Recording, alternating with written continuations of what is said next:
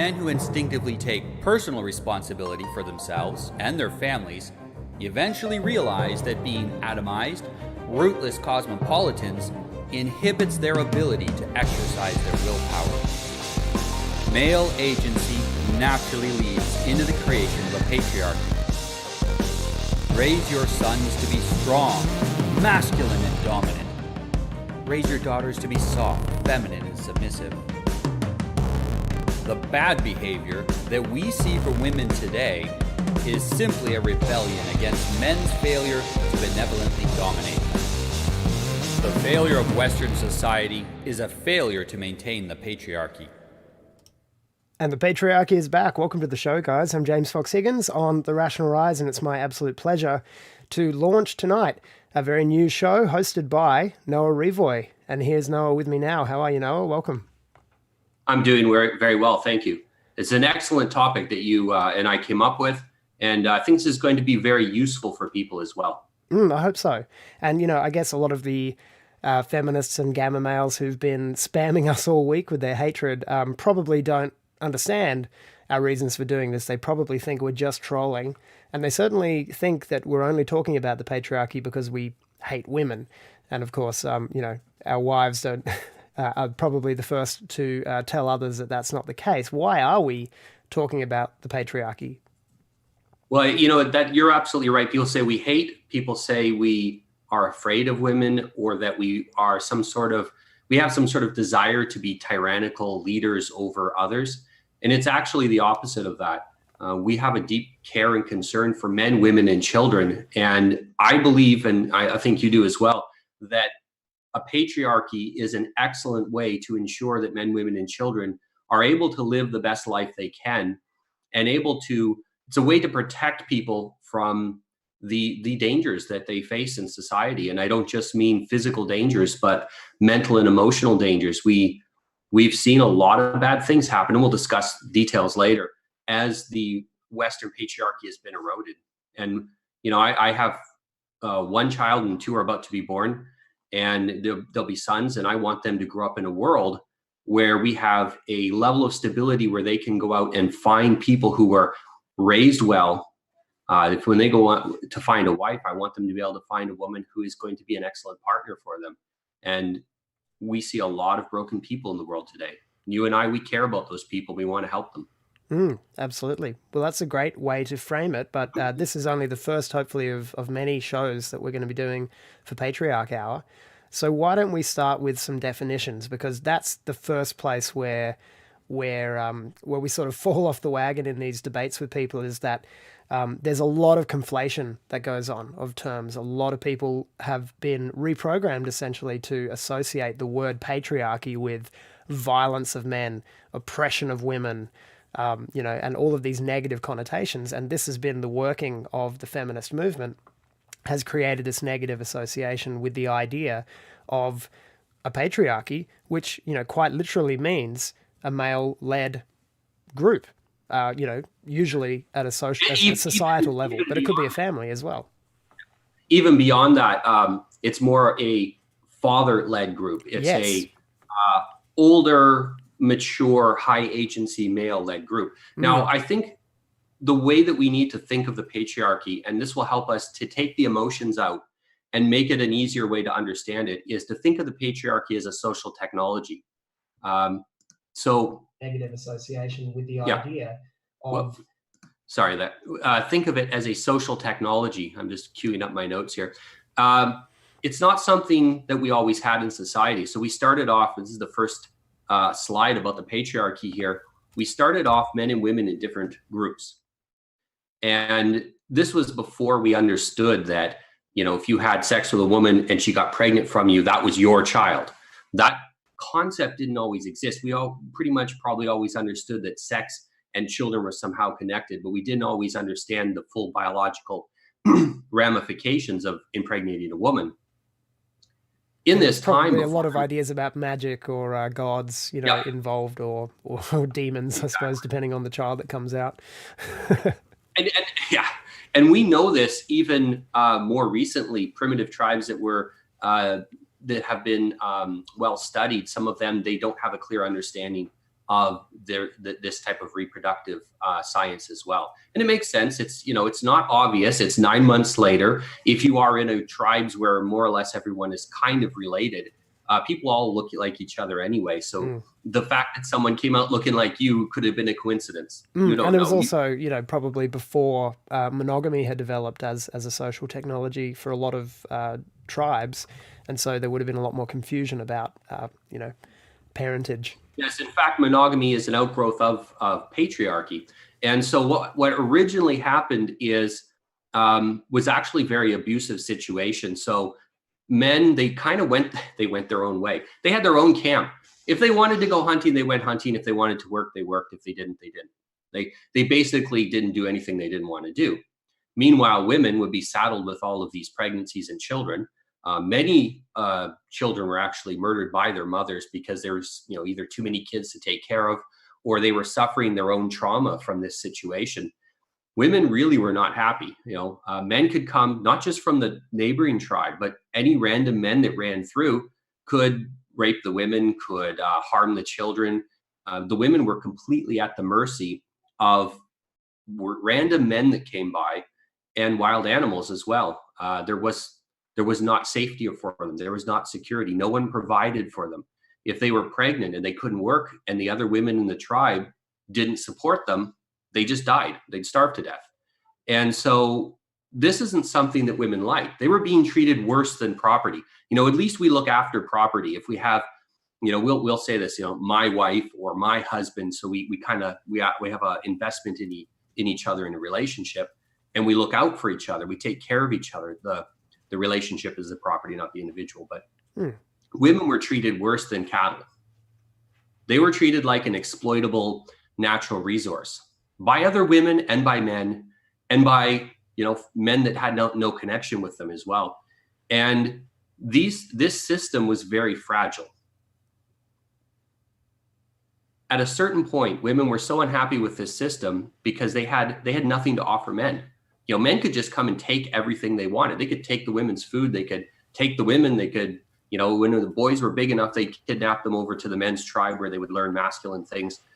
And there was no reason for men to protect women. There was no reason to invest in them because they didn't understand the biology of it. And they didn't understand as well the advantages that the patriarchy and the family would eventually afford the man and the men of the tribe. So, this technology hadn't been invented yet, and neither side could see the benefit of it. Exactly. And even then, the male groups were probably quite small. They didn't realize the advantages of forming larger groups with organizations and rules and whatnot. And at a certain point, when they did figure out, and probably it was women that figured this out, that there is a connection between who you had sex with and then which kids you had. At some point, women figured that out, and now they had something to offer men. They could offer them exclusive access to sex and to children that they knew for sure came from that man, and they could offer that in exchange for protection and provision. And when that exchange was offered, and basically this is mostly originally offered by women, no doubt, since they were the ones getting the raw end of the deal in the pre-patriarchal society.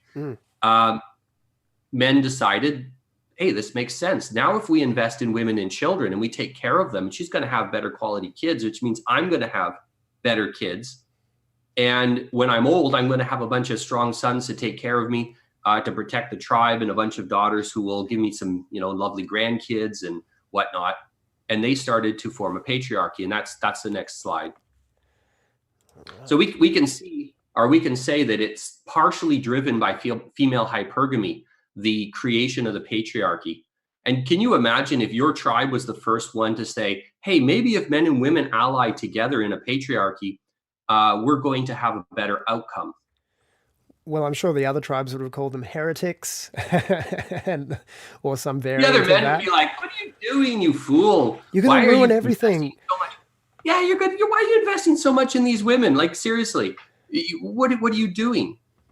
And the fact is What are you, that an incel hanging around with all these women? what's wrong with you? You don't need to invest in them. You can just have sex with them. What are you doing? Mm. And this is actually kind of what we hear today from some men. The Gamma men, their problem is that they would never have been able to be part of that. You'll see in this picture, there's an outer ring of men protecting the inner ring. The inner ring is the matriarchy. Mm. When the patriarchy was formed, the matriarchy came into its own as well, which meant that women now could focus more on looking after children.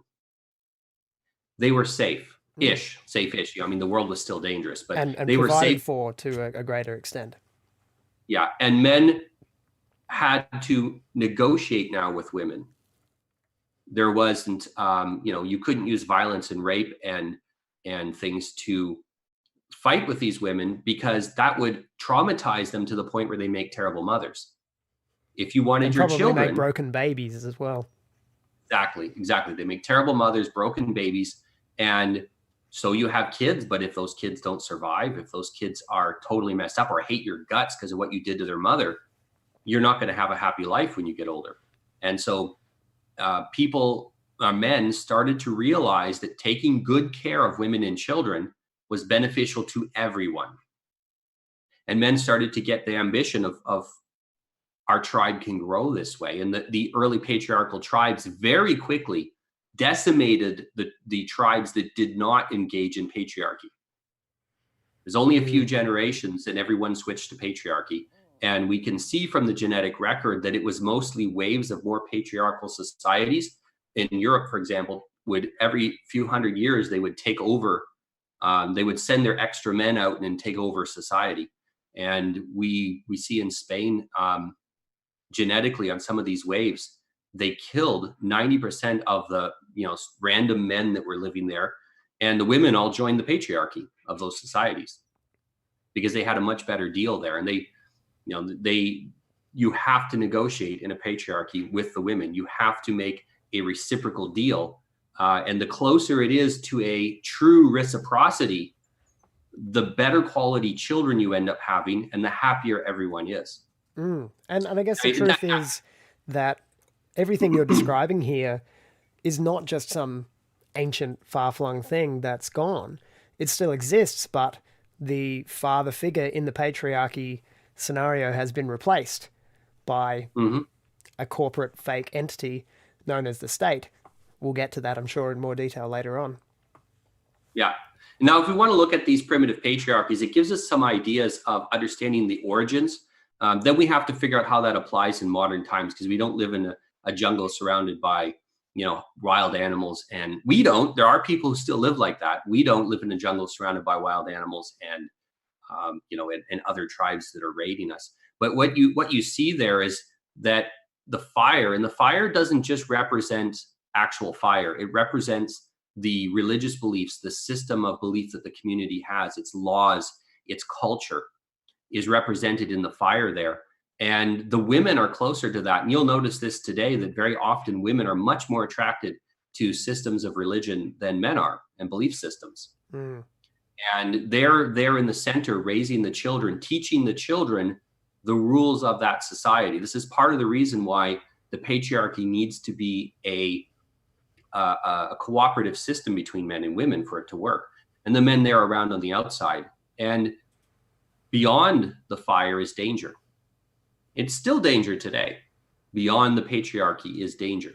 It's a different type of danger, but it's still danger. If you go on to the next image, well, I think I just wanted to, I had some specific things I wanted to say here. If you think about it as a social technology that was established for the management of the commons, so the management of what we all shared in common, a single man by himself can't protect his wife and children. It's even today, we don't have that. That's why we have countries, is because it's essentially a large number of men allied together for the protection of the commons, of the women and the children, and other men as well. And we're even at the point now where, although those structures still exist and still usurp the natural patriarchy, we're being told now by the system and the state and the arms of the state that we're not supposed to do our own protecting of our own family, that it's their job. And but this is an growth of the patriarchy and that natural commons and the outsourcing and collaboration of men in the pursuit of protection of the family. Yes, and to a large extent, our current governments are often heavily influenced by entities outside of our patriarchy. That doesn't mean they're from another country. It just means entities outside of our patriarchy, outside of our group. And when we talk about the patriarchy, some of this I'm going to put in notes that will follow, or it can be posted with this post. But one of the things that makes patriarchies successful is when they are intolerant. I don't mean intolerant of, well, what I mean is an intolerance of anything that threatens the maintenance of the patriarchy, the protection of the men, women, and children in the patriarchy. When that happens, it has to be run off. Now, that can only happen when the patriarchy is strong. You can't be intolerant and weak. You have to be strong to be intolerant. Mm. And anything that's undermining the patriarchy, if you undermine your patriarchy, there are lots of others sitting there waiting for your patriarchy to collapse so they can take over. It can be internally. The Roman state existed for so long in part because it was taken over by other elements of the Roman state. That's why we have different phases in Roman history. One group would become weak and it would get taken over by another group. And eventually it fell to a more patriarchal culture. And it took over many cultures who had their own patriarchy weakened, who had become kind of matriarchal in nature. And women are experts at running their part inside the circle. Men are experts at the provide and protect. Mm. And if each group sticks to their expertise, we tend to have a very well-functioning society that outcompetes everything around it. Now, this is where we get stuck, is when we start to talk about those traditional roles and their function, because you and I tend to talk about these topics fairly operationally. We say, if this, then that.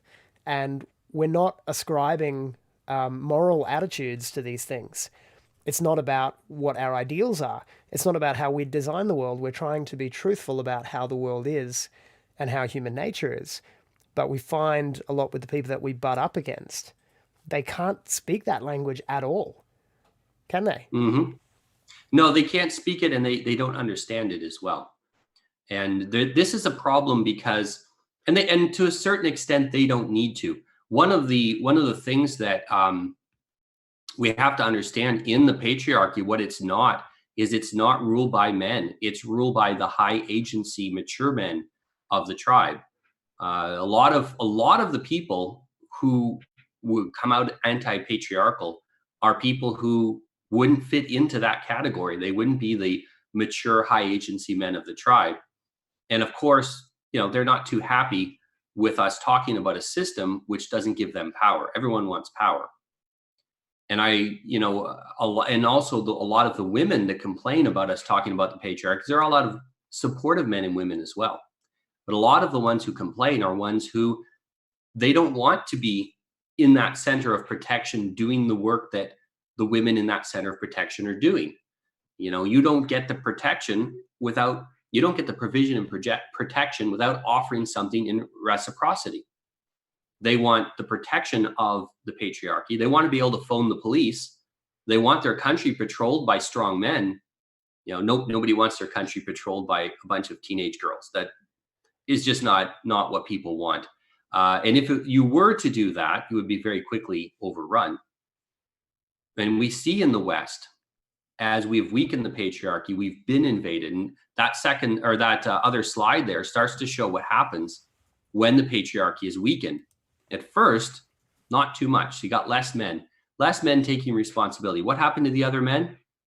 Maybe they checked out. Maybe they killed themselves. Maybe they were killed in. Maybe they became women. Maybe they died through war or natural causes. Doesn't matter what weakens the patriarchy. At first, there's often not a lot of results, not a lot of change. And people will say, well, look, we've gained all of these rights to have a say in that outer ring of the patriarchy. Women will say that we've gained these rights to have a say in the outer ring of the patriarchy there. And look, nothing bad has happened. We're still all alive. because there's still a few men there struggling to maintain the boundaries of society, struggling to maintain provision and protection for women. At first, not a big deal. But what happens is, as the lack of masculine mentors starts to affect the next generation, you will have less and less men on the perimeter, less and less men who are intolerantly willing to protect the tribe at the cost of their life. And it breaks down. Sometimes it takes generations. And eventually you start getting, on the next slide, you start getting invasions. Historically, maybe that was animals as well. We don't face that in first world countries. They still face that in third world countries. And there are countries where crocodiles and hippopotamuses and lions and things cause problems. But now it's more of an invasion of outside men or outside ideas which are destructive to our society. Can be predation through war, through immigration that is predatory. Whatever it happens to be, they don't go too much after the men. They don't care. There's just not enough of them to make it worthwhile. Their goal is to get the women and children. And this is a historical reality. This has happened many, many times. When a tribe is invaded by a foreign tribe, they'll kill the few men they find, if there is any, and they capture the women and children into their own patriarchy, where they are treated like slaves, basically. And oftentimes, the women were quite accepting of that being their fate because they want to survive. It was a matter of survival to go with the stronger tribe. And, case in point, in Australia, when white Europeans arrived, an invasion of the land that was occupied by a weaker group who didn't have a strong patriarchy in the same way, who had that separate male and female tribalism in a lot of ways. And a lot of the women were very happy to shack up with the invaders, and new genetic bloodlines were begun in that manner. And this is generally what happens. If you can trace genetics between the female passes on certain mitochondrial DNA that is not passed on in the male in the sperm. And so you're able to trace whether the ancestors of a group of people had a large paternal influence from outside that was not part of the original tribe. You can actually see that in the DNA. And we see that all over the world. Europe, we see that as well. There was constantly from the Caucasus area, very patriarchal, very militant, very strong cultures sweep across Europe, repeatedly replacing the people that were there before. And they all were kind of looked more or less alike anyway. They were Proto-Europeans. And so they were able to sweep across, marry in, and within a few generations, you would never know you'd been invaded. And this is really the pattern of history. And on the next slide there, where it shows the outer ring of the patriarchy extinguished, the invaders basically take control or take ownership of the women and children that are there. Very often the male children would be slaughtered. The women and the female children would be taken prisoner. And that would lead, in the slide there where the women and children aren't in the fire circle there anymore, that would lead to them going off as slaves into the original communities. And finally, at the end, the fire dies out. That is the culture. The fire represents the culture, the laws and religion and whatnot. And the culture is extinguished. This is what happens in the end if you allow your patriarchy to be undermined. It doesn't end the patriarchy, it ends your patriarchy. Yeah. And replaces it with the one that's human harsher. capital has been moved to another patriarchy. Yeah. Exactly. And people say all the men would be slaughtered. That's not necessarily true.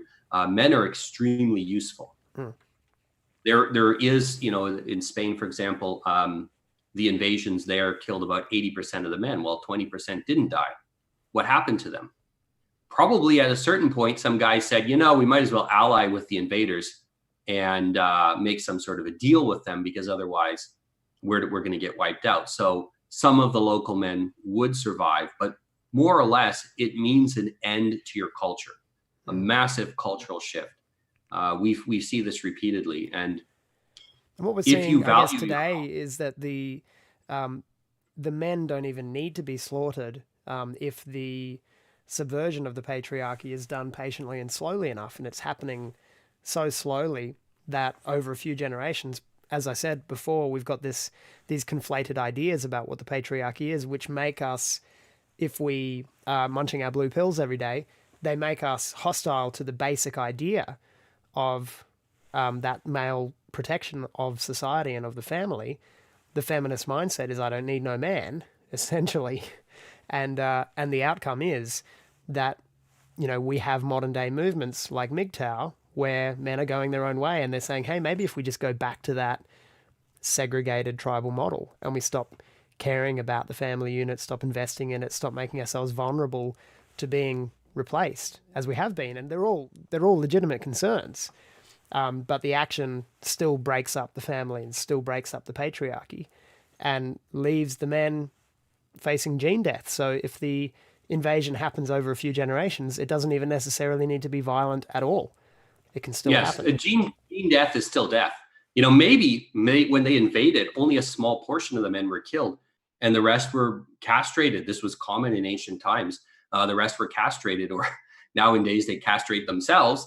And so they never had any children.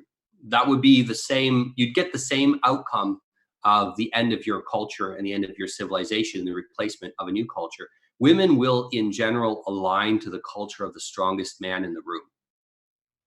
And I have seen this. It's like sunflowers to the sun. When you go into a room and you will see how women behave when different men enter the room. Yeah.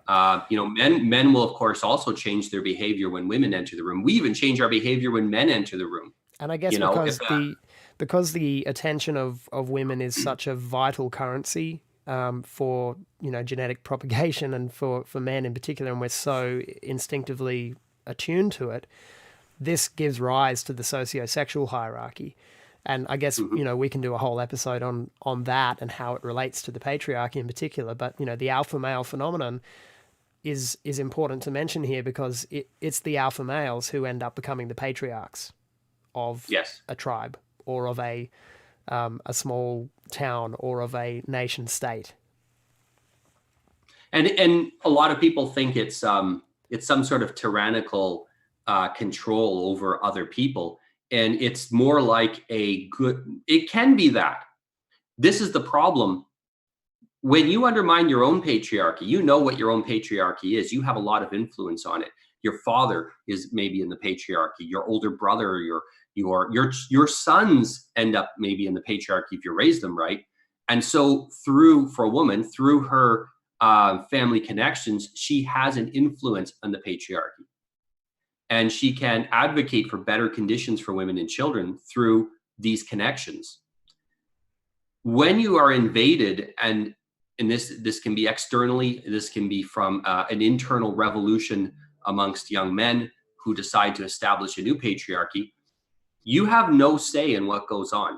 You've lost your say. You have no power. You are basically a slave.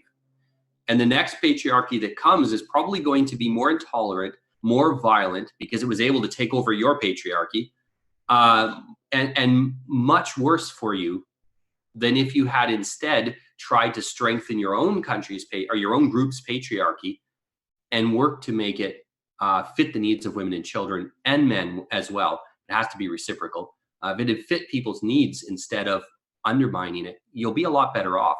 And this is a big part of the reason why we're talking about it. We are concerned what comes next. We are worried about what comes next. You and I, we can raise our kids fine. We don't need other people to have a patriarchy for that. But we're concerned about what comes next. Who do our kids marry? Yeah, that's right. They are still operating within a society, and it would be ideal to not have to totally go Galt and be isolated completely from the rest of the world. Especially if we don't want our sons to face gene death, they need to be able to find quality women to make children with who, understand and share these ideas and want to build upon them for the strength of a society. We have a lot of angry young men now, and Google white Sharia, and you will see what happens when you piss off large numbers of young men. Now, a lot of these men, they don't have the agency to enact the things they want to enact. if they had that agency, they would enact a version of the patriarchy that is the worst nightmare of all of the feminists. It's all the things they fear and stereotype about the patriarchy. This is not what we're trying to promote. We're trying to promote a reciprocal patriarchy that's guided by that rule of it has to be a negotiation. It has to be a benefit to all that participate in it. But a lot of young men, they're tired of, they pay taxes, they get chewed up in wars, and they come home and women tell them, oh, well, sorry, I have an equal say to you. And if you look at the, women are involved in war too. Well, not any time the country actually has to fight a serious enemy. We've created the luxury of enabling us to fight a war with women and still win. It doesn't help us to win. We just have been able to do it and still win. But and they'll always, the detractors from wanting to have, people who don't want to have a real conversation about this and go through it, operationally and logically, will always point to a handful of individual exceptions to the rule. It's like, yeah, sure, there are always going to be a tiny, tiny, minuscule minority of women who just don't fit the mold, just as with men. But we're talking about society here. We're examining things at the macro societal level, and so individual exceptions just simply don't apply, and they're a form of distraction from the real conversation here. And I think any women that want to leave the protection and provision of the remnants of the patriarchy that we have in the West should be allowed to say, hey, I don't want to accept any benefits anymore that come from taxes that are paid by men. I don't want to receive the protection from men anymore through, for example, police and other entities. And women could go their own way too. Wigtail. Yeah, I'm going to go off and create my own civilization. Now, it's never happened in history. There's never been a civilization started by women. Civilizations are almost always started by men. You see the founding of Rome was a well-documented civilization started by men. And when it's safe, then women come. Men invest into a commons, therefore they want to have a say over it. They want to be the ones that are in charge of deciding it. Just as women invest in their children, and therefore they generally have a huge say in the first 7 years of that child's life. Of course, they get provided and protected, so the men have some say in that, but mostly women get to raise kids the way they want. And they get to... I think a lot of that that structure there of the men beginning it and the women coming in later to influence it, why is that? Well, it's because at the front of every creation of civilization is war and violence. And that might be violence against nature, those natural predators and the forces of nature, and the weather and the cold of night. These are the things that men traditionally are the pioneers who fight back against the death that nature wants to bring upon us in many different ways, and by many other tribes. And we have grown up in such easy times. Our generation and our parents' generation have grown up in such easy times that most people actually believe that violence is a thing of history. All the violence ended with World War II. Well, unless you count communist China, then it ended when Mao died, or unless you count, the stuff still going on in the Middle East. But that's over there, and our society is a peaceful society, and there's no violence here, so everything's fine. This is fine, and it's just not so. The violence is there every day, always. It's just veiled, or a few steps removed geographically, or it's looming and waiting to break out. But somebody has to do the fighting. The same people who tell us that, our countries are peaceful, there's no violence going on here. Oh, and by the way, you should give up all of your gun rights because so many people are being killed in gun violence. It's the exact same people telling you both things. Yeah. And they're perfectly okay with telling you two completely contradictory stories because they don't believe either of them deep down. They're just saying the thing they think will get them the most resources and protection. It's all about resources and protection. It's a negotiation.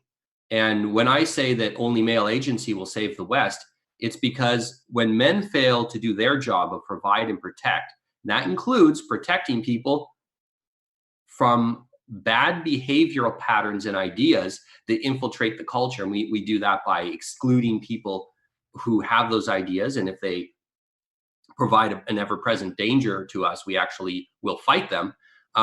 This is our job. We keep those boundaries. And women will usually follow, not all women, most women will follow in those boundaries because they love it. I've had many women message me and say, thank you for talking about this. We desperately want men to step up and be a part of the patriarchy. And we are very happy with dimorphic gender roles because we understand that, hey, I don't want to be the one, fighting the bad guys in if society collapses. I want to be at home. My wife says this to me. Don't tell me about the bad things that are happening in the world. Yeah. I'm trying to raise kids here like babies. Yeah. She's nursing and she says, don't tell me about bad stuff happening in the world. I'm nursing a baby and I don't want to get stressed and pass that on to him. Yeah, and it's not because she doesn't understand it, and it's not because she's not capable of understanding it. It's because her instincts drive her to a more positive, creative endeavor, such as raising children, whereas the male instinct is more towards conflict. We if we're healthy and high agency as men, we seek out conflict because that's where opportunity lies. And that might just be in a business situation, in negotiation, in competition, in sports, or it might be in warfare and in violence in other times or in the future. So men have a natural predilection towards conflict if we are healthy in that way. Women have a natural aversion to it. And so we also see there that when women have what I consider to be undue influence on that outer ring, I'll just take the slide back so we can see it again. When we have the patriarchy, so the men are in the outer ring protecting that inner half of the women and children. Now, when the women get too much influence on the outside of that, that is not just the physical boundaries, but the laws and the ways in which we deal with people outside of the tribe, outside of the country, immigration policies, all of that kind of thing. When women have too much influence there, their instinct towards, creating harmony, sometimes at the expense of truth and honesty. There's that old joke that women will give each other compliments that they don't really mean, while men insult each other and don't really mean it. And that's so true. We've all experienced that, I think, that just for banter, we men will say horrible things to each other. And we know it's bullshit and we're just bantering. Women will say really, really nice things to each other and then turn around and go, I hate her, she's such a bitch. So there's a degree of honesty that's more instinctive to men because we're willing to face the conflict that comes from that kind of honesty. And so the female influence on the outside of the hearth there weakens the boundaries and actually invites further conflict, more intense conflict down the road because we're not able to maintain the preventative measures that men kind of see more clearly because we're men. If we look at the United States, for example, before women voted, the only cause for increases in national debt were due to wars. Wars mostly for survival. There was a debt from the original, from the War of Independence. There was a debt from the Revolution, the Revolution for Independence. There was a debt from the Civil War. There was debts from the wars in Mexico or versus Mexico. But these were all, we have to defend ourselves and we'll borrow money for that. Soon as women became able to vote, now we started getting all these programs, which ended up creating a situation in which we were borrowing just to survive day to day, which is unsustainable. When the women got in charge, and since there's more women than men, they very quickly overwhelmed the number of men voting. And on top of that, there are a percentage of men who think like women. Very few women who think like men.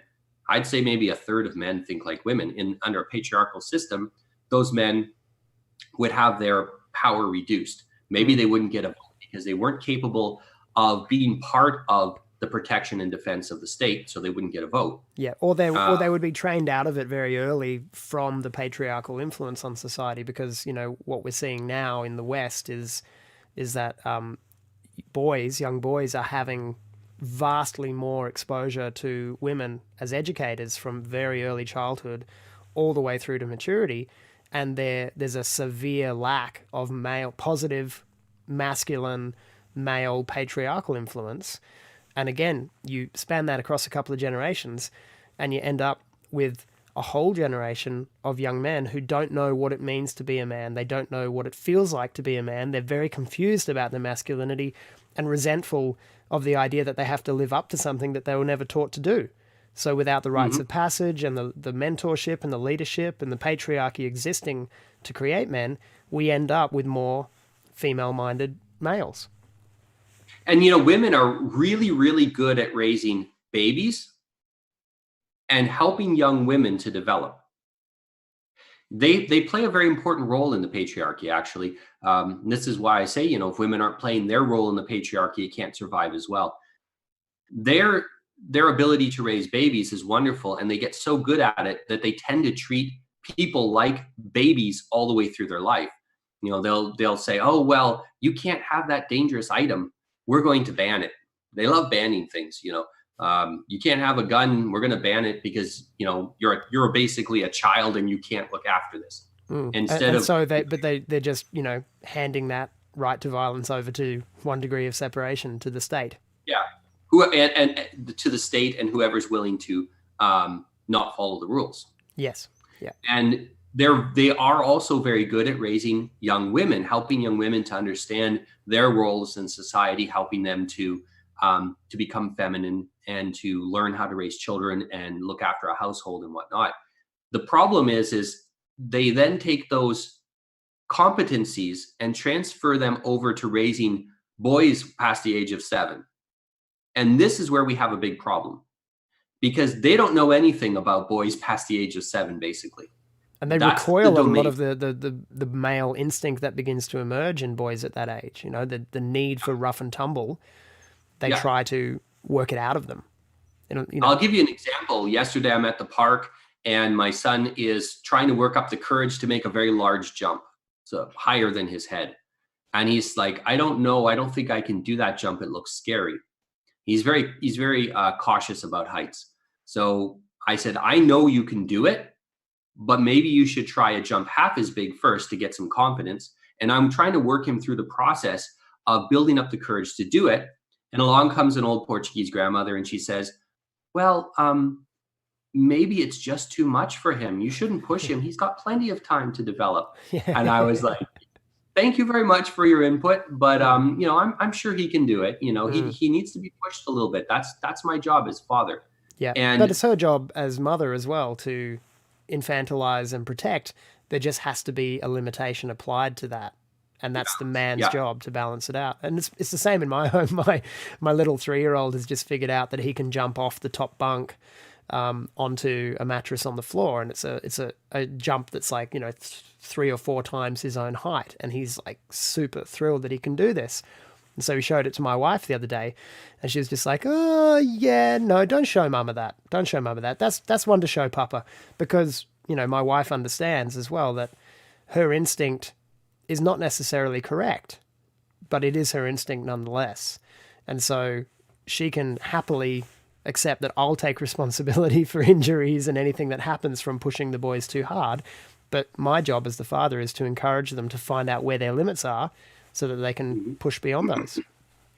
Yeah, I bought a large medieval style dagger. We have lots of medieval fairs around here, so collecting the stuff to be in, you know, dress up for the fair just like everybody else, like the locals do. And it's about the size of a sword for a kid, you know. And I will give this to my son, and we're playing around with it. I won't do that in front of my wife because I know it's perfectly safe, but I know it gives my wife a bit of a heart attack. So, you know, I'm conscious of her specific needs, and I don't unnecessarily worry her. Really, the patriarchy that we promote is one of care and concern for others. And yes, it does require setting boundaries for people. You don't have to do what we tell you to do, but you can't get the provision and protection if you don't want to stay in the boundaries. And it's really a negotiated relationship. It's the healthy way to have it. You know, we see a lot, you know, we were talking about some of the consequences of the decline of the patriarchy. So in the West, we can look at, for example, 95% of gang members in the US come from single mother households. These are young men that haven't had the guidance of the patriarchy to channel their male aggression, which is perfectly healthy and normal, to channel it into something productive. So instead, they end up joining a gang. We see in minority communities is where the patriarchy has been the most undermined of all, and they suffer even worse because of that, because they don't have the social cohesion that whites had, although it's broken down as well in white families. 72% of murderers in the US come from single mother households. So that's another way to say a single mother household is a household that has left the patriarchy. But you know, A guns woman are left- definitely the problem. Yes. Yeah. We've got Yeah. to end the guns. Don't talk Yeah. about the parentage or the way these kids are being raised. And, you know, people will say, well, men shouldn't get, you know, I bring this up and people say, well, men, or even the mass shooters, for example, we're almost all from single parent households. Men shouldn't be getting women pregnant who they're not married to. And what you have to understand is men aren't doing this. A very small number of men are getting a very large number of women pregnant. It is up to women in the society we're in to choose who they allow to get them pregnant. Because what's left of our patriarchy is quite protective to women, we don't have forced marriages. We can't even force an actual existing marriage to stay together.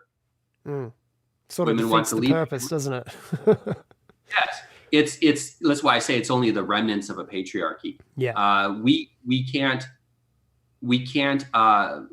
Not only can we say to women, well, if you leave, you have consequences. They can say, I don't need consequences. I have welfare.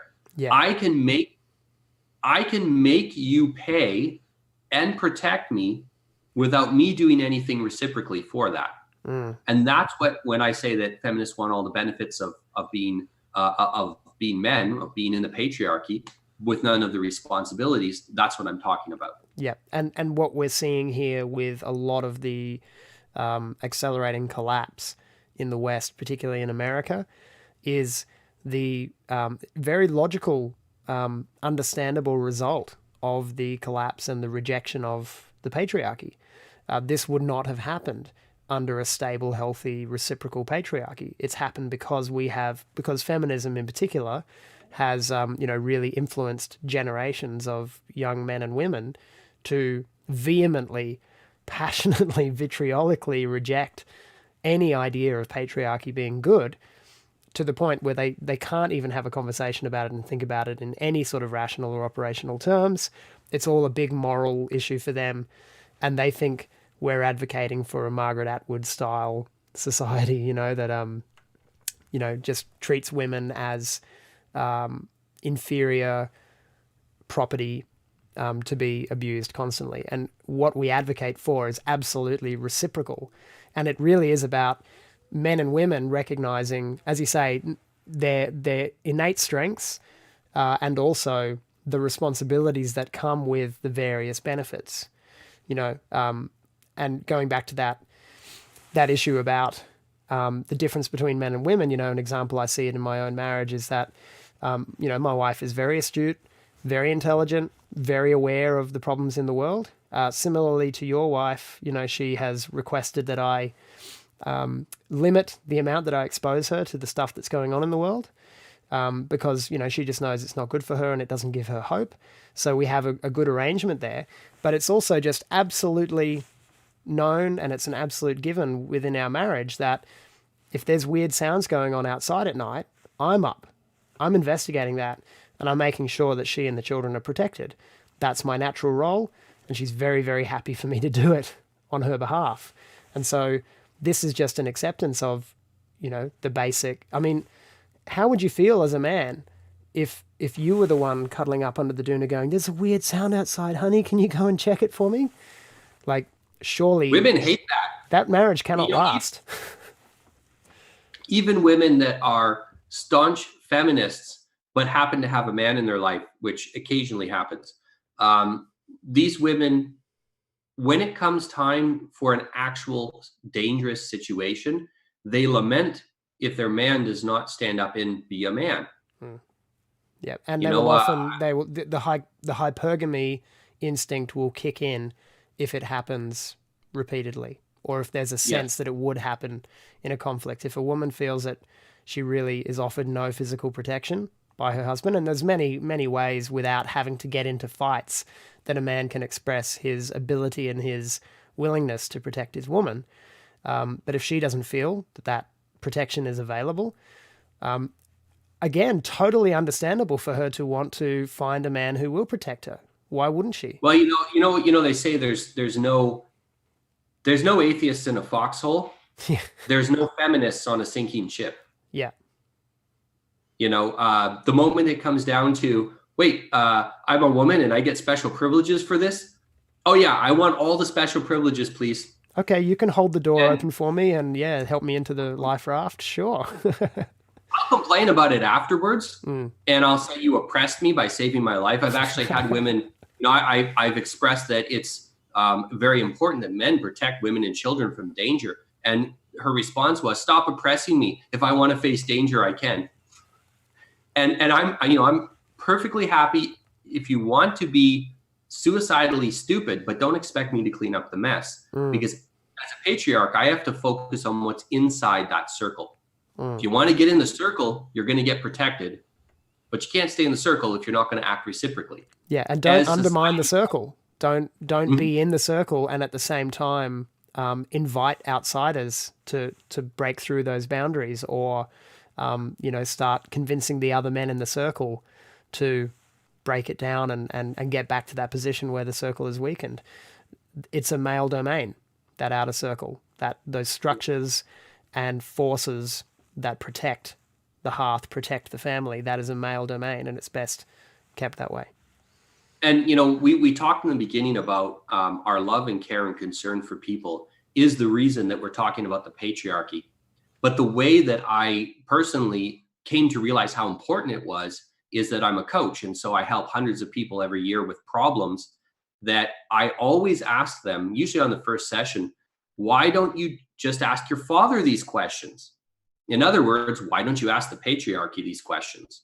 Why don't you ask the man in your life who is probably wisest these questions? And sometimes they don't have a father. Sometimes their father is a terrible example of a man. Sometimes he's abusive. Sometimes he's just checked out mentally, emotionally, whatever. For one reason or another, sometimes these people he's have a been. Boomer. Yeah. Sometimes he's just a boomer. And for one reason or another, these people find themselves outside of that ring of protection, and they need a patriarch for hire, which is basically what I do. I take the role of father and I give them fatherly advice, and I help them to think through the progression of thoughts that they should have learned from their father. And I see a lot of people suffering, really suffering with things that I go, that seems pretty simple. But that's because I'm a patriarch, I'm a man of high agency, and I've taken the time to think about those things. And, I had some protection from patriarchy as a child and whatnot. So, and a lot of the stuff is very simple. Everything we're talking about here, we can work through it logically. And I would be I'm not seeing anything in the chats that I would class as an opposing position. We've got a lot of agreement here tonight, which is great. But I'm sure we'll see in the comments later and in the furor on Twitter as we share this that people will push back, but they will. I would be very surprised if they can syllogistically take the points that we're raising here and take the dynamics that we're describing and point out a flaw in our logic that supports the shutting down of the patriarchy for some logical reason. It doesn't stack up on any logical terms, and so they have to attack morally. Well, there's a reason that we refer to trying to take down the patriarchy as undermining it. There's a specific reason I use those words.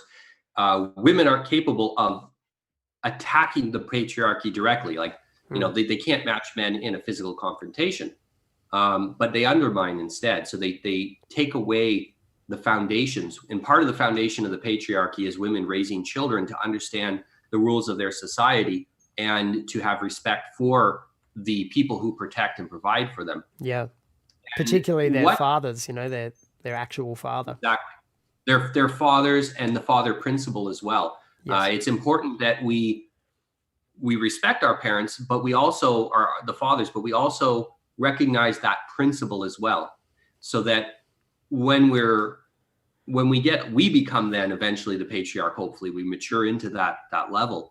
What they're doing though is they're doing something called GSRRM. It's a series of undermining tactics that are designed to avoid having to deal with the argument. And instead, they'll do things like shaming, moralizing, psychologizing, ridiculing, rallying, gossiping, propagandizing, undermining, reputation destruction, and whatnot. And the reason they're doing that is because either they don't understand how to make an argument, or they recognize that if they made an argument, it wouldn't counteract the things we're saying. So if they really looked at it rationally, they'd come to the conclusion we're right. That conclusion is not compatible with their desire to get as much resources and protection as they can without being reciprocal. So what they do is they undermine instead. And it's, men do that as well, who are feminine cognitively. Women do that in general, not all women, but the vast majority. And the best way to deal with that is to call it out for what it is and to become immune to it as an individual. I wrote a post recently about building your ego on a solid foundation. You and I, we get tons of really poisonous hate thrown at us. Over a 5-day period, I got more than 1 million Twitter notifications. Wow. Almost all of them were rude. Maybe like 90% of them were rude. 10% were positive. Yep. And did you curl up in the fetal position and cry about it? It doesn't bother me at all, because my ego is based on a solid foundation. I know who I am. Yep. I know what my virtues are, and I know the good that I'm doing for society. And you have the core team of people around you who recognize that as well, and who are like, indifferent. Your wife is not going to be subject to the whims of the gossiping women around her who don't like you because you've gone against the matriarchy. Our wives know us, our families know us, the people we love, our best friends, our colleagues know us. So yeah, why should we give a damn what strangers on the internet think, other than perhaps to use them as an example of these phenomena that we're talking about, like GSRRM, which I've put up on the screen here. Yeah, and I can tell you right now that it's going to be the high agency men who are immune to this GRSSM who recreate the next patriarchy in the West. I don't believe that we're going to be invaded by a foreign patriarchy, because myself, you, and other men are working very hard to strengthen young men. The boomers were the low point. We're bouncing back. Yes. We're going to bounce back. We're still going to go low. The effects from the boomers are still going. We're in a massive recession, a patriarchal recession here, a big one. Exactly. Now the effects often come long after the. They're not so closely connected temporally to the actions, but we are going to start seeing a change. The message that we're promoting is extremely attractive to young men and women. Most of the people who are supporting me are younger. I have women tell me, "Oh God, why don't men take more initiative? I would love it if they would take more initiative. I'd follow along with it." Women crave that, especially younger women that never had the protection of a patriarchy. Men and women need to know how to negotiate a reconstruction of the patriarchy in small groups. You are not going to change society. You're going to change yourself, and then you will change the small group of people around you. That in turn leads to a change of society. But there will be conflict between those who are not in the patriarchy and those who are, and perhaps also with external patriarchies. And when that conflict happens, it'll be exactly the same as it's happened throughout history. The most intolerant patriarchy will win. The others will cease to exist. Now, if that's simply a cultural conflict, great. It could be a violent conflict. We don't know, hope not, but could be. And whoever has created around them a strong patriarchy is the ones that are going to come out on top. And that's why we're doing this show.